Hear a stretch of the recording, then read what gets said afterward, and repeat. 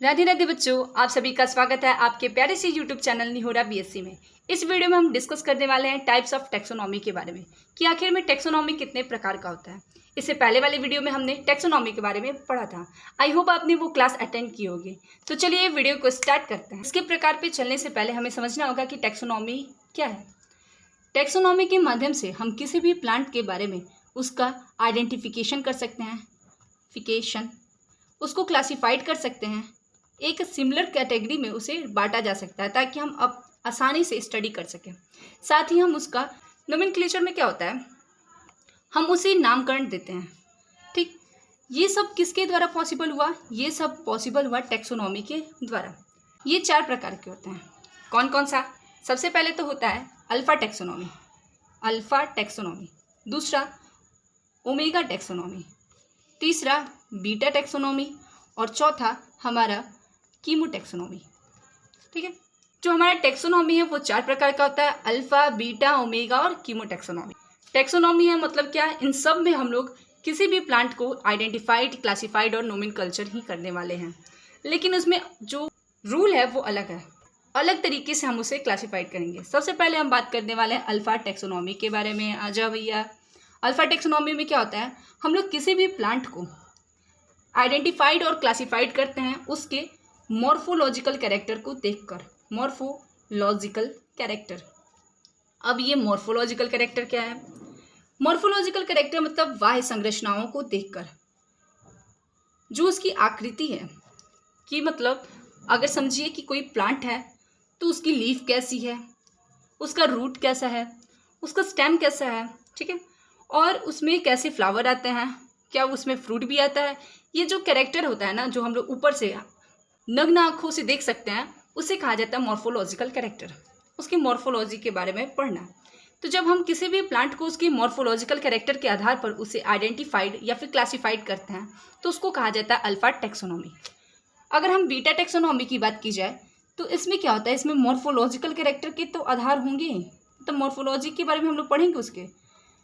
इसके साथ ही इसके अंतर्गत हम जेनेटिकल कैरेक्टर, उसके अलावा पैलिनोलॉजिकल कैरेक्टर।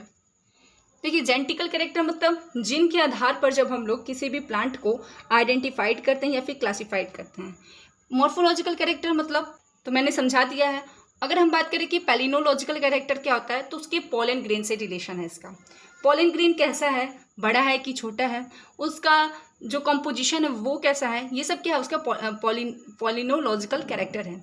इसके साथ ही हम साइटोलॉजिकल और उसमें सेल कैसी है, यूकैरियोटिक है कि प्रोकैरियोटिक है, एनाटॉमिकल और फिजियोलॉजिकल मतलब उसमें कैसी कैसी फिजियोलॉजिकल एक्टिविटीज़ हो रही हैं, मतलब रिस्पायरेशन कैसा हो रहा है प्लांट में, उन सभी के आधार पर ये सब क्या है, ये सब क्राइटेरिया हैं। ठीक है, ये जितने भी कैरेक्टर है उसके आधार पर जब हम लोग प्लांट को आइडेंटिफाइड या फिर नोमेनकल्चर करते हैं तो उस प्रकार की जो टेक्सोनॉमी होती है उसको बीटा टेक्सोनॉमी के नाम से जाना जाता है। अगर मैं बात करूँ कि ओमेगा भाई क्या करेगा, तो ओमेगा में जितने भी अवेलेबल उस प्लांट के कैरेक्टर होंगे, जितने भी आपके पास उसके कैरेक्टर होंगे, चाहे उसके आप इंसेक्टर को ले लीजिए, उसके बारे में अध्ययन करें। ठीक है, उन सभी के कैरेक्टर को आपस में मिला करके जो भी आपके सामने जितने भी कैरेक्टर आएंगे, उन सभी कैरेक्टर के आधार पर जब हम किसी भी प्लांट को क्लासिफाइड या फिर आइडेंटिफाइड करेंगे तो इस प्रकार के जो टेक्सोनॉमी होता है उसको हम लोग कहते हैं ओमेगा टेक्सोनॉमी। ओमेगा पूरा ले लेगा वो, ठीक है, जितने भी अवेलेबल प्लांट हैं। कीमो टेक्सोनॉमी की बात करें तो इसमें जो प्लांट होता है, प्लांट को आइडेंटिफाइड या फिर क्लासिफाइड उसके केमिकल रिलेशनशिप के आधार पर किया जाता है। केमिकल रिलेशनशिप के आधार पर कि इसमें कौन कौन से केमिकल पाए जाते हैं, उसमें कैसे कैसा रिएक्शन होता है, और इन सभी चीज़ों के आधार पर जब हम किसी भी प्लांट को आइडेंटिफाइड करते हैं तो उसको कहा जाता है कीमो टेक्सोनॉमी। इसको इजी वे में समझने के लिए मान लीजिए एक प्लांट है, ठीक है, ये फ्लावर हुआ और ये है लीफ। ठीक है, अब हम क्या करेंगे कि 4 बच्चों को बुलाएंगे। चारों बच्चों को कहा जाएगा कि आप लोग इसका स्टडी कीजिए। पहले बच्चे ने क्या किया कि उसने उस पौधे की मॉर्फोलॉजी को देखा, मॉर्फोलॉजी मॉर्फोलॉजिकल कैरेक्टर को देखा, ठीक है। उसने बाहर से देखा, उसके बारे में उसे पता चला कि जो प्लांट है वो क्या है, वो एक हिबिस्कस का प्लांट है, ठीक है। हिबिस्कस ही मान लीजिए, हिबिस्कस का प्लांट है, क्योंकि हमेशा हम लोग देखते हैं इसको, अधिकतर बच्चे देखे होंगे। तो ये हिबिस्कस का प्लांट है, इसमें सिंपल लीफ होती है, मार्जिनल होता है और इसमें फ्लावर्स भी होते हैं, ठीक है। इसमें मेल और फीमेल दोनों एक साथ रहते हैं।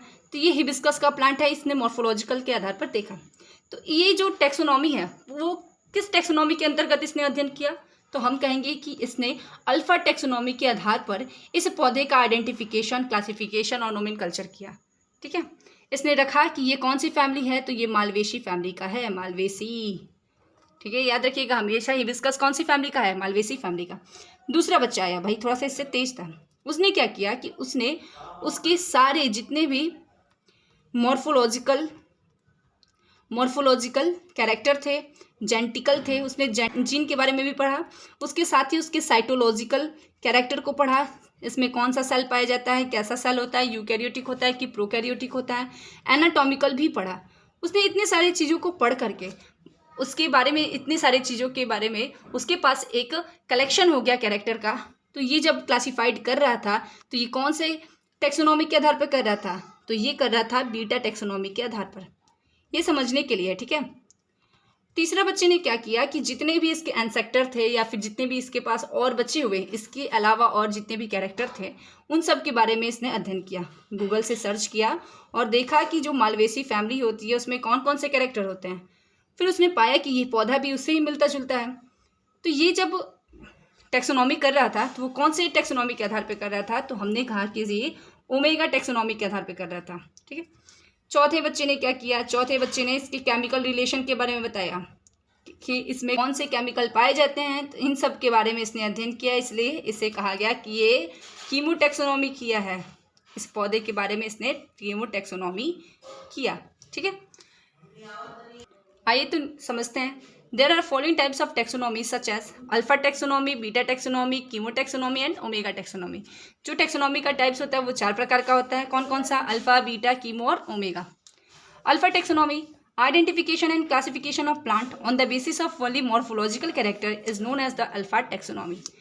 किसी भी प्लांट को आइडेंटिफाई या फिर क्लासीफाई करना उसके केवल उसके मॉर्फोलॉजिकल कैरेक्टर के आधार पर ही, इस टैक्सोनॉमी को कहा जाता है अल्फा टैक्सोनॉमी।